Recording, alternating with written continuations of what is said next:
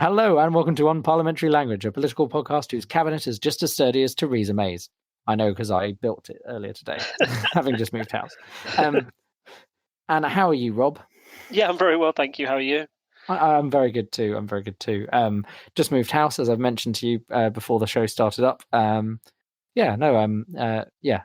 ready. I've somehow managed to cobble together a recording studio. I'm ready to talk Brexit. How about you? Yeah, very ready. So ready, in fact, I have proposed that we forego headline quickfire because essentially all headlines for the past 2 weeks have been about this Brexit deal. Do you think that's fair to say? I mean, I think if you aren't aware what's going on, we'll be talking about things that have happened, maybe a bit of a timeline, some opinions, our thoughts on the matter at the very least. But if you haven't heard any of this in the last 2 weeks, I don't know what rock you're hiding under. Maybe it'll be safe when we actually crash out with no deal. So yes. There was a poll earlier in the week that was talking about what do you think of Theresa May's deal that she struck up, and there was about 30% saying that they didn't like it, 30% were unsure, 10% saying, yeah, I don't know either way. And there was, I think it was a blissful, 27% of people said, I haven't heard anything about it. I wish I was those people, you know? I don't know where they're getting their news from or what they're doing, but their lives must just be so easy, you know, so blissful without any knowledge of what's going on. So, our aim tonight is to try and educate those 27% or get everybody up to speed and talk about everything that's been going on. Let's move on. Yes, let's move on into, we'll skip the headlines entirely, go barreling straight on into Brexit. Yes, so what's happened is that, today, all 27 EU countries have signed off on a Brexit deal with the UK that outlines how it should leave the EU. I think that's breaking news, isn't it, Rob? That happened today. Yes, it happened this morning. Breaking news. At least that's, yes, we posted that out on the Facebook page. I might not have tweeted it, but yes, that was an interesting thing to happen on a Sunday morning. Yeah, it took like half an hour. It went relatively smoothly from the EU side. So it appears to be the deal that they want. And one thing that came out of all of the press conferences from every leader, it seemed to be that this is the best deal the UK will get. That was sort of, this is kind of trying to draw a line under it, saying that this is it, move on. We've done the negotiation, now sign it. So what I wanted to do, if that's okay, is go into the deal a little bit deeper, focus on a couple of the main points, and we can discuss whether we think it's a good deal or not. Before we do, one thing I wondered about.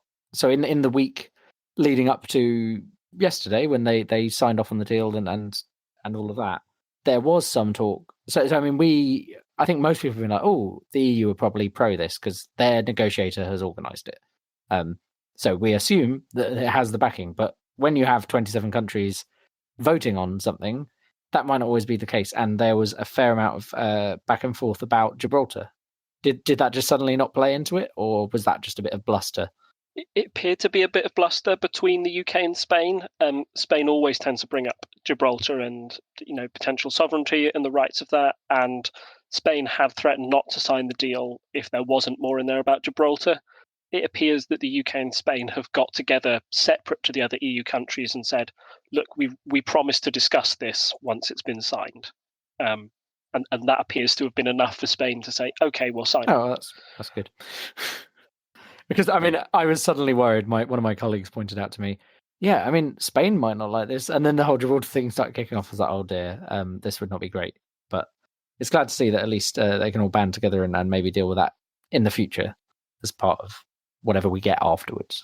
Yeah, it appears, we'll talk about this more later, but it appears that the EU has been far more successful in sort of getting all the 27 EU countries whipped into shape and into line, saying, you will sign this, you will agree to this, rather than the UK government, which is a little more divided on the issue.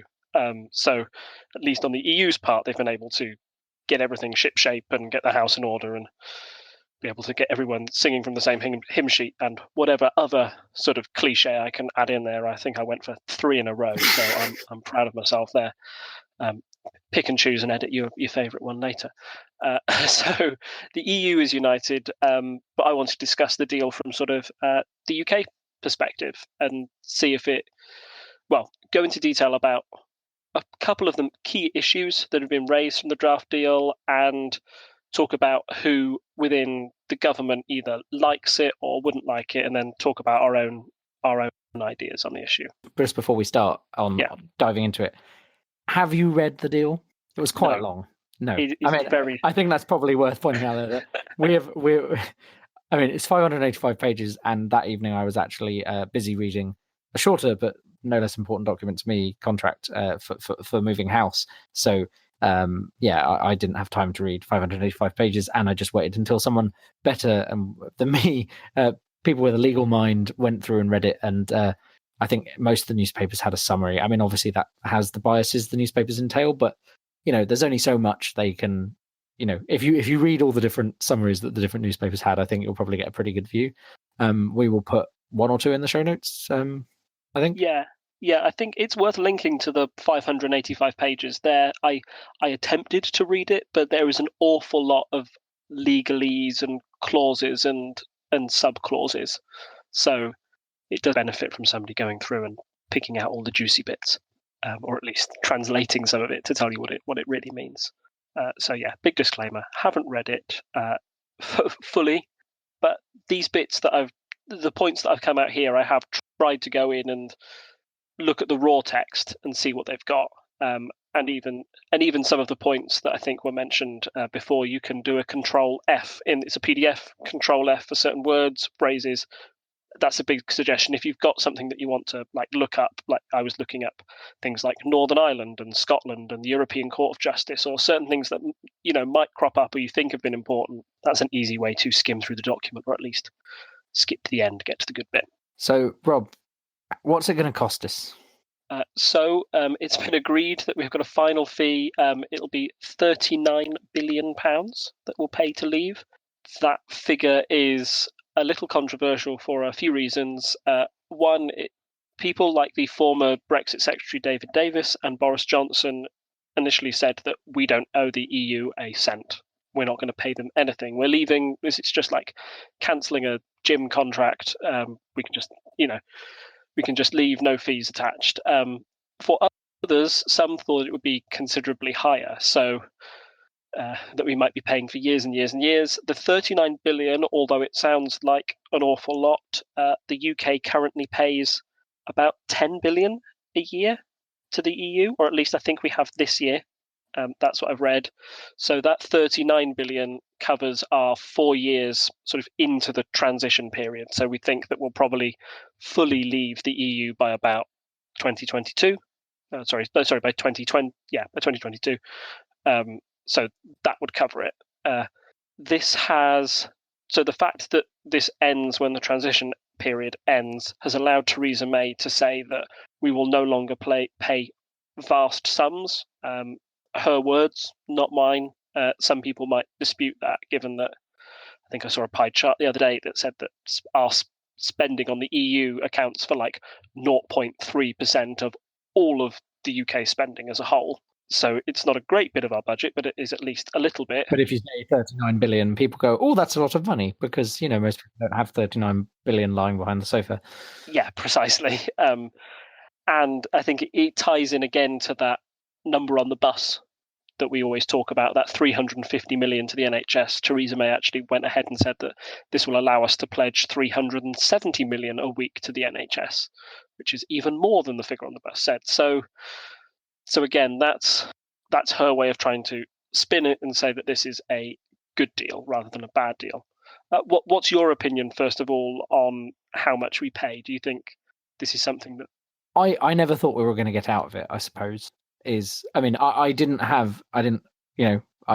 think the amount we were paying to be part of the EU was a problem. But again, I voted Remain, as we know and have discussed before. I always expected us to pay money. This is the most logical solution, right? If you're going to be sticking around for about 4 years, you pay about 4 years worth of money. In the same way, if you stayed at your gym for 4 years, the gym would expect you to pay for 4 years of gym membership, even if you kept saying, "I'm definitely going to leave this gym," and and they'll be like, yeah, well, you can keep paying until you actually do. I've stopped bringing my towel to the gym. I've stopped. Next week, I'll stop bringing my backpack to the gym, and then eventually, I'll move out move out of my locker entirely. But yeah, it's not surprising. It seems like the most logical choice to me. I think anyone who thought we were going to get away with paying nothing doesn't understand how these kind of treaties are drawn up. There must always be a way for us to But essentially, the fact that we're cutting it as soon as we're actually out, and it's kind of an estimate, I think seems fair. Yeah, I'd agree with that, and I think it's a good deal for the EU as well, because it allows them 4 years of transition for them to rebalance the budgets. To get used to the idea of a Europe without the UK paying in. They need that time to adjust as well. So, as you sort of hinted at, I think it was the only logical solution that was left. I think paying nothing would have been, out of the question. The only way we'll pay nothing is if there's a no deal. But, this whole deal is designed to avoid that. Well, I mean, many of our colleagues, people we know, are EU nationals who live in the UK.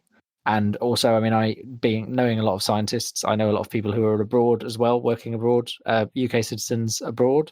How's that going to work out? What deal have we got on that? So I think personally this is one of the best parts of the deal, or something that will be very reassuring for those people. Essentially, those rights are protected for anyone who arrives in the UK and vice versa from the UK to the EU. They'll be exactly the same as they were before Brexit. So nobody's going to get chucked out, nothing like that. Those rights will also extend into the transition period. So Theresa May initially wanted to limit this to citizens who are coming in before May 2019, but instead the deal says that this will be by the end of the transition period, which could be late as 2022. So that's EU citizens' rights protected. The other thing, sort of like linking into EU citizens' rights and immigration, is that once the deal is done and once the transition period is over, that will also end freedom of movement. So that's the right for anyone who was living in the EU to come and live in the UK. That will be at an end. And the UK, I think Theresa May has said that she will adopt a points-based skills immigration service. This is probably a big win for Theresa May. Immigration was one of the big factors during the referendum, and the EU had often said that they see freedom of movement as one of their 4 freedoms, one of the things that you can't have freedom of movement and not be in the customs union. Theresa May has been able to negotiate a deal that seems to have an element of trade and not free movement, more like the deal that Canada or Norway has at the moment, which are entities outside of the EU but are still allowed to trade within it. Yeah, that's my opinion on citizens' rights. What do you think? Do you think this is a good deal or bad deal for the UK? I mean, I think the fact that we've got the back and forth, I mean, fundamentally saying the same is great. We don't want it jumping off some kind of cliff edge as soon as we leave would have been awful for various reasons. Not quite the same as building a wall down the center of Berlin, but that kind of level of, it could split families apart, things like that. And I think that's the thing I've always been worried about with this. I think that, again, it's like the most sensible solution. Like, it stays the same up until the point that it doesn't, which is when you've actually fully left. I can understand why this would annoy people who voted on the immigration issue specifically. It wouldn't surprise me. And also, May had to backpedal here a bit from the May 2019 kind of promise she wanted. But it's better than us suddenly throwing everyone out in the cold. Obviously, I was a fan of freedom of movement as well, so it's sad that it's going to end. But hopefully, we'll be able to get something in place that's not, having a bit more time. Again, a lot of this is giving us time to think about things, which we haven't had in the last 2 years. I mean, we've had 2 years, but some of these things are very complex. So I think in general, my overview of this deal is it gets us out of the bind of no deal and isn't the worst. As someone who wanted to stay, obviously, if I could click my fingers and we just stayed, that would be amazing. But it seems like we're going ahead with this. So in that context, it's not the worst. Yeah, no, I agree. It's certainly it's not hard Brexity at all. This part, it is quite soft. Again, as I mentioned previously, the end of freedom of movement will be I think, seen as a big win for some people who voted leave, but the time frame is the real clincher for the hardest Brexiteers. I guess we'll see in time if this deal is getting, stopping freedom of movement is probably the biggest win for May, and will likely persuade quite a few people who were softer Brexiteers but wanted some controls on immigration as their biggest thing. That will convince them. But the timeline and the fact that it's maybe not as hard as it could be will upset the hardest Brexiteers.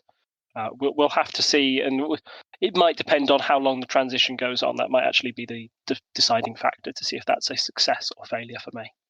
So I suppose moving on from citizens' rights and immigration, we've got border issues. We've discussed Northern Ireland's border before. What's the plan there? And is it just magic technology? Well, that you say magic technology like it's like, oh, that's kind of what the plan is. Don't tell anybody.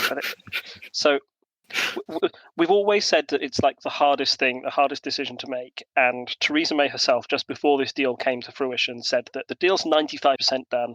We just got to sort out this last bit, which is the whole of the Northern Ireland border, which I would argue quite a big bit. Not just 5%. Yeah, quite big. So both sides have sort of decided quite a big fudge on this, in my point of view. They've talked to each other, and essentially the UK has gone to the EU. We don't want a hard border. The EU said, yes, we don't want a hard border between Northern Ireland and Ireland either. Brilliant. How are we going to do it? So the UK says, well, magic technology will help us. This was the ideas that we've done before.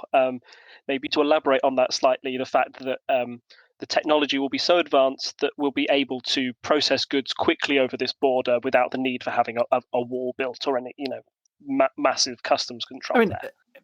When we say magic technology, like the problem is the technology we need right now doesn't exist in a cheap enough form. I mean, I could spitball some ideas, off the top of my head. Like you could do things like with RFIDs and fancy X-ray scanners. Or millimeter wave scanners. Like there are ideas like that, but it's when it comes down to this stuff, it needs to be safe and secure, right? That's the issue. It's like I think anyone could come up with a number of ideas that might work, but we need it to have been tested and proven before people will accept it as a thing on the border. Yeah, precisely. So what the EU's done is they've listened to the UK and gone, yeah, okay, technology, that sounds great. So what we'll do is we'll try and have a trade agreement that builds in this technology up until 2020. However, if we haven't come up with a solution by 2020, we will enforce this thing called the backstop. And the backstop's probably the thing that you may have heard about most during this Brexit deal, and it's the thing that's got everybody most upset. Yeah, I know that Boris Johnson's very anti it. Which means I should probably be for it, right? If any of his previous decision making is something to go off. Well, yes, certainly. If you're from a Remain perspective. I mean, outside of that, they just scrapped his. I don't know if you saw the other day. They finally scrapped those water cannons he bought for £300,000 that were not allowed to be used. So, I'm not sure his decision making has always been the best or ever been the best, really. But no, certainly. So what the backstop does is it says, instead of having a hard border, Northern Ireland will just remain in the customs union with the EU. So the customs union means that they'd avoid tariffs on goods from the EU. Essentially, it would be the status quo. It would be like Northern Ireland was still in the European Union. And as a knock-on from that, the UK would also have to be in practically the same customs union. It would be a little different, and there would be a necessity for some extra non-customs checks on some types of goods passing between Northern Ireland and the rest of the UK.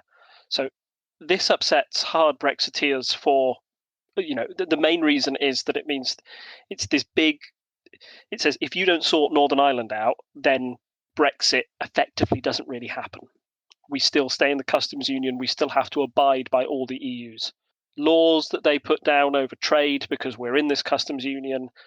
If we're in a customs union, then that stops us having the ability to do free trade with other countries, which was one of the big selling points that Brexiteers said that, this will make us richer because we're able to do massive free trade deals with China and Canada and the USA. It stops all of that. So that's why hard Brexiteers hate it. The other people who hate it is the DUP, or the partners in Theresa May's government, because what the DUP have always said right from the start is that they do not want special treatment for Northern Ireland. They do not want Northern Ireland to be treated any differently than the rest of the country. And this deal throws that out the window. They say specifically that there will be extra non-customs checks between goods coming from Northern Ireland into the rest of the UK. And the DUP would see that as threatening the union between Northern Ireland and the UK and might bring them closer to a possible sort of getting closer towards Irish rule, or at least, a reunification of Ireland, potentially. That's one of the biggest things in the deal. What's your opinion on this idea of a backstop? Again, it's very logical, right? We were fortunate enough to not have to live through the Troubles. And I have heard stories from my parents who lived in London during some of that time. I mean, maybe they were overly paranoid, but like checking under their cars and things like that because of what was going on. And none of us want to return to that. None of us want the Good Friday Agreement to go away. So with all of that in mind, I think the best thing is something like the back. Again, it's a logical choice. You've got this amount of time to fix things. If you don't, you're going to have to stay on our current rules because they don't mess everything up. So one thing I'm not clear on, the backstop, if we fall into it, presumably we can get out of it by fulfilling the requirements we wanted to fulfill in the first place. Yes, I believe so. As long as we solve the Northern Ireland question, I believe we can get out of it. So presumably, I mean, if we went into the backstop for a month, it's not the end of the world. Yeah, I mean, it would delay Brexit by that period of time. And I understand why people who are hard Brexiteers or really want Brexit would be annoyed by that. But at the end of the day, it's a difficult situation, and this allows us to not screw everything up. And I think a lot, as I've said earlier, a lot of this deal is that it's like sensible choices that leave us in a position where we're not completely ruined, and vice versa. It means the EU. Obviously, it means the EU is still in a good position if we kind of just stay in the EU for a bit. Yeah, I mean, seems sensible to me to have a backup plan. Yeah, the one hard Brexit argument I would say against you is that it's fine if we overrun it by a month, but this is a legal text we're signing up to, and this legal text, the exact wording in it is the backstop will last until 20XX. Oh yes, I saw that. Yeah. So feasibly for Brexiteers, in the worst case scenario, we could be forced to still be in the EU in 80 years' time, in 2 generations' time. It's just that's such a long way from the original vote. They fear a lot could have changed in that time, and having to wait that long for a true Brexit or whatever they wanted is something they feel they can't accept. So that's why most hard Brexiteers are going against it with sort of the ferocity and the furor that they are, because it leaves open the door for 80 more years of the European Union. So moving on from that, financial freedom. How are we going to be affected if we come into this backstop? Have we touched on that? So we've touched on this briefly. The point of hard Brexiteers was that by leaving the EU, we would have ultimate financial freedom. We'd be able to deal with whomever we wanted. So I'm just going to recap what you said, because you went, I don't know how well that's recorded. Essentially, if the backstop comes into play, we can't go after this Singapore type model. We are stuck in the EU, essentially, in everything but name. We'd be following all the rules, but we wouldn't have our vote, which I suppose is something we've touched on previously as well, something that I was always worried about, the fact that we had a lot of voting power and a veto in the EU, and we've lost that, and there's definitely going to be a period where we are under EU rules without any power to change them. Although in general, I think I agree with the rules we're under, most of them. So I think in general, that's probably a good thing for us. But yes. Yeah, no, I think it's a good thing. Well, I'd rather we didn't become this sort of like Singapore. It would be quite a drastic change. And it's one of those things that Labour has tried to, when Labour has said they want jobs first Brexit, they've always say that they would protect workers' rights. This dream of a Singapore-style economy is very right-wing, and definitely more hard Brexity than any others. So again, this part of it softens it. I feel. I think it's sensible to have those things in place, like we've made the others. It will make hard Brexiteers angry. Feasibly, what could happen is the backstop is enacted, then the UK to abide by these EU rules, but the UK ignore them. They say, no, we really need the trade, we really need to boost our economy, so they start slashing environmental costs, something like that. If that happens, then the UK is still subject of the European Court of Justice. They can go in and say, AA, you're not abiding by the terms of the deal that we agreed. You better start following this, or we're within our rights to up a no-deal scenario. That really annoys the key pillar of their argument for why we should leave. You know, the whole point of taking back control was to make sure that we had full control over our laws, and this text, you know, this clause completely undermines that. I personally think the European Court of Justice for us has been a good thing, maybe because the way they've used their powers have been to protect human rights. Yeah, I mean, I think I would agree that the European Court of Justice has, yeah, as you say, it's defended human rights, and I think I have concerns. I know there have been some discussions about, you know, oh, this, you know, that we shouldn't be following this rule or that, and I'm worried that we might at some point say, oh, we're not going to agree with this definition of human rights or whatever, which I don't think would be a good idea. And also, I think there's a concern. Yeah, so I think there's also been some concerns with this whole UN, that, you know, the UN saying our benefit system and stuff is not up to scratch. And I think having I mean, that's still happened under the ECJ's watch, right? But there's someone you can appeal to when you have problems like this, and not having that, I think, is probably is worse for the country in general. Yeah, I'd agree on that as well. So those are the main points. It's not 585 pages worth. Considering, do you think overall that this is a or a bad one? I knew you were always going to ask me this question. Is it a good deal or a bad deal? It's like it's not the perfect deal, but I think the nature of compromise is that no one's left happy. You know, I'm not going to be happy with leaving the EU because I voted to stay in, and I still would. But given the situation we're in, I much prefer this to the idea of a no deal. And yeah, it's obviously I'm happy with the fact that essentially it would leave us in the EU for a period of time, which, while we sort things out, I think is a good idea. I don't think we should have initiated Article 50 straight away like we did. I think we needed more time to plan through all of this, and that's always been the issue. So a plan like this that basically means not much will change until such a time as we have actually properly left is probably the best deal overall that we could get at this stage. And the fact that the EU are pro it and it's not the no deal, I think for me is important. I'm worried that now there's going to be so much bluster and stupidity going on that we'll get forced into a no deal that will be a lot worse than this, as we've mentioned before. Yeah, no, I think I agree with you entirely there. Certainly better than a no deal that may have happened. What strikes me is how soft it is relatively, that essentially leaves us in the EU in a lot of ways. Again, this comes back to problems we've mentioned before about having such a black and white question without any summary of what that might actually mean. There is a very wide spectrum of people who could have voted for Brexit. And we've seen that come out in since the vote, that there are people who thought, oh, it meant this, it meant that. But no one knows how many people thought it meant which thing. And so everyone's going to be unhappy, pretty much.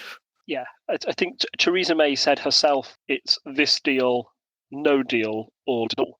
And I still think if I had a choice in those three, I would choose no Brexit at all. I would want this deal and no deal. I'd choose this deal. And I think this is the gamble that May's taken to try and get it past Parliament. So we've given our kind of summary of how we feel about the deal. How has the country reacted, I suppose, in a more general question, and more specifically, Parliament and Cabinet, what happened after this was all announced? It's been pretty interesting reading as far as following politics goes. It's been pretty crazy, especially the day it was announced itself. Do you want to kind of summarise that for us? Yeah, so the day it was announced, there was a lot of speculation about how the Cabinet would react. The Cabinet came out and accepted this deal, and then the day after, 3 key ministers resigned. So the first to go was Salish Vara, who's the Minister of State for Northern Ireland. essentially he resigned over this backstop. The second person to resign was the Brexit secretary. He's the second Brexit secretary to go after agreement, which is very similar to this deal, was put through. And I think this really highlighted the nature of this Brexit position. It's been awarded to hard Brexiteers who apparently have the job to negotiate this deal, both of which have had to resign because they don't like the deal they negotiated in the first place. And I think there was some quote about how Dominic Raab basically, when he was seeing over there talking to the EU, they were kind of funneling stuff around him and talking to other people within his team because he was difficult to deal with, essentially. And I think I agree that this deal is clearly not a hard Brexit, which makes that secretary position pointless. And the person who can't remember his name off the top of my head, but I know it's an ally of May. It's now a completely sort of nothing position. Nobody really cares about it anymore. The other person to go was Esther McVeigh, who was pensions secretary. She'd been a bit controversial anyway over her handling of the way that work credits had gone out. With those figures gone, everybody was saying, oh my goodness, you just need a few more Brexiteers in the cabinet resign, then this is it for May. It looked like it was a house of cards about to collapse. There's a reason that show is called House of Cards, I would say. But yeah, it looked like it was a house of cards about to collapse. And we also had, at the same time, it was a very weird press conference from your MP, Jacob Rees-Mogg, MP for the 18th century, standing there being like, oh, we're definitely going to get these letters to make May resign. And so that it was an interesting, I thought we were going to have, this is one of the benefits of doing the show like this, where we have a 2-week view. It seemed like that day everything was going to go wrong. It was, I was paying attention avidly, but it was like, oh, this is going to get worse and worse. We're going to lose this deal. We're going to go into a no deal. But then kind of it turned around. We haven't yet had the, despite the number of kind of prominent people talking about it, or seemingly prominent people talking about it, we haven't had a vote of no confidence in May. So she hasn't had, the hard Brexiteers haven't managed to get together 48 letters out of all the MPs. I think the number known is about 27, I think, something like that. And then yeah, the cabinet, the rest of the cabinet stayed there, and that includes 5 Brexiteers of varying degrees of Brexit. But Michael Gove, Andrea Leibson, the disgraced former Secretary of Defence Liam Fox, Grayling, and Penny Audon. I don't know how you pronounce her surname. I wasn't sure if it was French or not. Yeah, so those staying, they're called the Gang of 5, hope to influence May from the inside. This Gang of 5, they decided that leaving what there'd be an impernisation, what they decided to do instead was remain within it and try and reform it from within, which is the perfect stupid metaphor for the whole Brexit campaign. So I found a certain irony in that. We're left in a state now that even though the Conservatives weren't able to get a vote of no confidence in May, we've still got, I think to date, 90 MPs have said they can't vote for this deal, which is really bad news for Theresa May because her majority is so slim. And the last time we had a non-coalition minority government like that was kind of the downfall of John Major, right? That was back then. Yes. Yeah. He looked along for as long as he could after some by-elections went against him. So it shows a government working on borrowed time. And the DUP made some points by voting or not voting in certain ways following that. We've got a really weird one where nobody quite has the numbers to do what they want to do to get a majority. May is trying to get the numbers. She's trying to appeal to Labour MPs who would rather take a soft Brexit over a no deal and almost use like scare tactics to say, hey, I'm not going to allow you a general election. I'm not going to allow you a second referendum. And once those 2 options are off the table, the only options are my deal or no deal. And some Labour MPs may go for that. I think the problem with that scenario is that would almost certainly be any Labour MP who voted for that would be their last action as a Labour MP. It would be that they wouldn't get re-elected next time. They'd have the whip removed, all of that kind of jazz. It would be bad for them and it would be bad for Labour. So I don't see that happening either. With all of this, it's very precarious for everyone. Numbers not adding up. what is Theresa May doing? I mean, you've mentioned a bit of it already, but she's got to get this through Parliament. The EU signed off on it, so the only barrier now is us as a country saying yes. So she's been out, she's done some press conferences. How's she trying to get this through? What's her tactic? She's trying to sell it to the general public. She's trying to go on a big charm offensive on TV and radio, trying to sell it to the people. There was a big letter published in nearly all the major newspapers today outlining Theresa May's reason for the deal, sort of saying that we should end this divisive infighting that's been happening in the country. Her deal is an opportunity for the country to unite and put this whole Brexit, mess behind us. We can start talking about something else once we've agreed this deal. The problem with this tactic is kind of twofold. One, May's already quite unpopular with the general public already. I think she proved that in the 2017 election. Her personal charm was certainly less than that of Jeremy Corbyn, and the way that she's talked about Remainers in the past, some of the language about saboteurs or that stuff that was associated with May has put it in a very bad light. So I'm not quite sure if she's the right person to unite the country. Secondly, if you're trying to sell a deal to the people rather than MPs, that's usually a tactic reserved for referendums. And the one thing that Theresa May has already ruled out is having a second referendum or having a referendum on her deal. She may be trying to influence constituents to try and get them to pressure MPs to vote for the deal, but that's a bit of a roundabout way. And polling in general has suggested that May's deal is certainly not popular, or certainly doesn't have the amount of popular support that may force MPs to vote them along. When I talk about those numbers, I'm thinking you would need at least 50%, probably closer to 60, 70% of the country backing this deal before MPs would go, whoa, okay, that really is popular. I better vote for this. It's not on that scale at all. Do we have a number for that? I've not seen one I've not seen one that I can call to mind. I think there was a YouGov poll or something similar. The one I mentioned earlier about how do you feel about May's deal versus no deal versus, what have you heard about it? And it was edging on sort of 20 to 30% support for May. Not great. For May's deal. No, not great at all. The other thing, I forgot to mention this earlier, is we've talked about her problem getting it through Parliament. There's a really good breakdown of all the voting blocks that The Guardian has provided. Oh yeah, it's almost like a little game where you can go and you can play around with the voting blocks and see if you can pass the deal yourself. That really helped me to break down all the factions, see what was in place, and see what task May has going for her.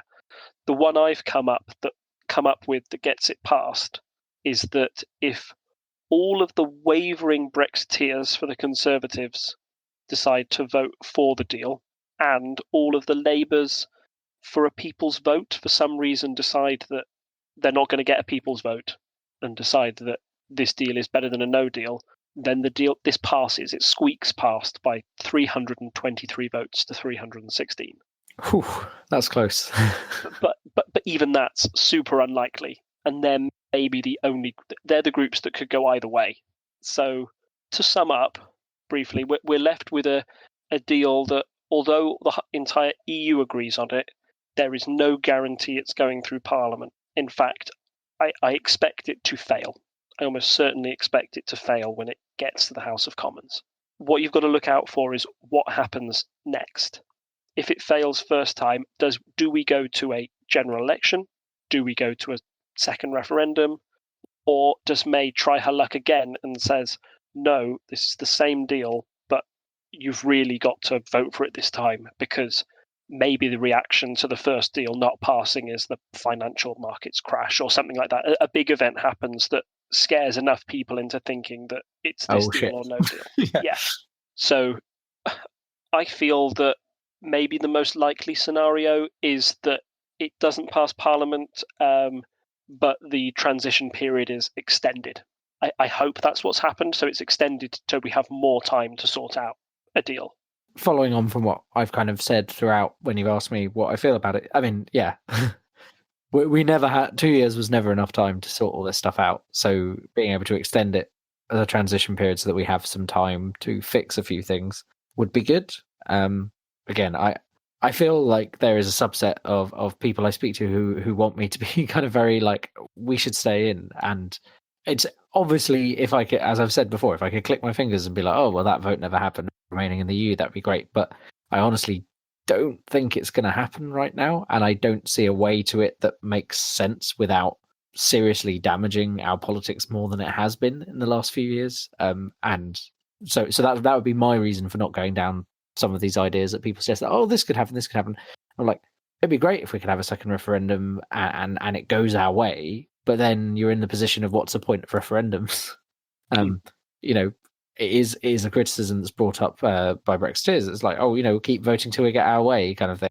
So that's the problem with having multiple referendums on the same topic. The idea of having a people's vote on the final deal, well, I mean, again, I don't think there's enough. I mean, it'll be a really hard vote because I think the problem is, you can't. Again, the problem is you can't have a vote on a deal that doesn't exist. You can only have a vote on the deal that's on the table, and you've just said 30% of people like it, maybe. So that's not going to get through. And then what happens? I mean, we're in the same position. We've just spent a load of time having a referendum that we didn't. But it's taken up time that we could have used to deal with the problem we're in. And I think that's a lot of the problem. A lot of these things, I'm worried about them delaying us into the point where we get into a no deal, and I do not want that. I would much rather have some kind of deal than deal with all the problems of a no deal. And I think there's a lot of. I'm worried there is an amount of politicking going on from people who have financial interests or other, like Jacob Rees-Mogg. We know is part of. I've forgotten the name of it now, but he's part of some kind of hedge fund. I've read about it in private eye, but I couldn't tell you the name off the top of my head. But people shorting bets based on doing shorts and stuff based on the outcome of Brexit. It worries me that there are enough people with like an outside interest who are going to make money of this off this whatever happens. That is kind of delaying until we end up with a no deal just because no one can quite agree on something, and that's not something I'm happy with if that is what's actually going on. Not 100% sure that's 100%. One or two people may have that, as their main reason. I'm not saying everyone who's a Brexiteer has piles of cash and is trying to make money off our own misfortune. But there's a lot of stuff going on, and it worries me that we just kind of get pushed over this edge still. Even though we suddenly were like, oh, we've got a deal, that those few days of stories, it was like, oh, well, actually, maybe it's not as bad as we thought it was going to be. And now 2 weeks later, maybe we're back to that point of, are we going to get this through? Yeah, I think to slightly allay your fears a bit, or at least leave you on a happy note, if the deal does fail, then one of the more likely scenarios is that there's a general election. And the government needs 25 working days before an election can be held. I'm happy to report that there are less than 25 working days for Parliament until the end of the new year. Hey! So we can't have an election until 2019. So have a relaxing Christmas and New Year, everyone. Party, party, party. Exactly. But not a political party. No. Oh, wow. Yeah. I mean, I saw a tweet along those lines. I think possibly you shared it earlier in the week. And yes, it is nice to know that we won't have to deal with that before Christmas is over. We've got a lot going on, a lot of places to be, seeing all the various relatives and friends that I would like to catch up with over that period. So yes, at least that is not something we have to worry about right now. So do you want to do a quick polls update based on based on what's happened? So I suppose it wouldn't surprise people. My kind of quick look at it, it wouldn't surprise people that there's been a bit of an uptick in Labour and a bit of a downtick in the Conservatives. But it's still kind of doing this funny dance where Labour never quite push ahead because they haven't necessarily got a very strong voice on what they're doing. And I suppose another interesting thing is while UKIP in the last two polls has kind of peaked again, it does look like overall the trend for the Lib Dems and UKIP is downwards, and so presumably some of those people are going into the Greens, UKIP and Lib Dems all seem to be like losing small amounts, and maybe that's going into Labour while people are shifting around their opinions and all this. But I'm not sure it's clear. What do you think? My opinion is that looking at the last two polls that have put Labour in the lead were conducted on the 15th of November. So that's around about the time of the government looking like it was collapsing and failing.